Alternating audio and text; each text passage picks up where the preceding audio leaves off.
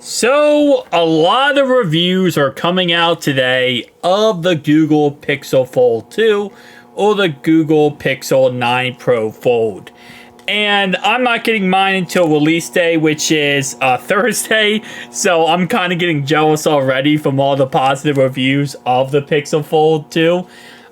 Because I can't wait to get my review out and actually utilize the device myself after utilizing the Z Fold 6 every single day for the past month or month and a half at this point. I'm ready to try out something new. And based on what everyone is saying, this phone is it. Like, I have never seen this amount of positive reviews over especially a foldable cell phone before this early on in the cycle.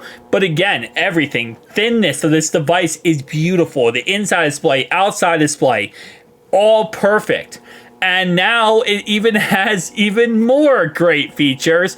Now this is a feature, the app pair capabilities is something that has been on pretty much every single foldable cell phone since 2017. It lets you be able to go ahead and utilize both screens to run, I guess both screens. It lets you run the inside screen. It lets you be able to run two apps at the same time. So split the screen down the middle for one app and another app.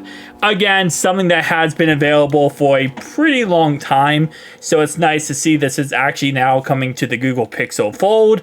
But I mean, again, like I said, you'll be hard pressed to find a very negative review of this device right now based on everything that is being put out. Now, again, I'm going to get my actual review of it and my actual, feel of it in a couple of days. And I'm sure in a couple of days when the, general public gets their actual feel on this device, there might be some kind of questionable, takes. I don't know, right? We'll have to wait and see. I'm sure there's going to be a run, like every single foldable phone out there, where there's going to be some broken Pixel Fold 2s. There's going to be some problems with the inside display. Someone's inside display is going to be broken. Someone's inside display is going to stop working. It happens. As I always say, 10% of any product line will have defects and problems and issues. So if they go ahead and sell, let's say they make, 10 million units of this device, 1 million of those 10 million will have a problem with them. Whether it is a screen problem, a display problem, a battery problem, it always happens. So we'll have to wait and see. But for right now, with how well Google is selling this device, and how amazing this device looks and the reviews, I'll say one thing. Samsung really has a lot they have to go through. Because this Z Fold 7 has to be an absolute home run, out of the park type of play here. Because the Pixel Fold's looking amazing.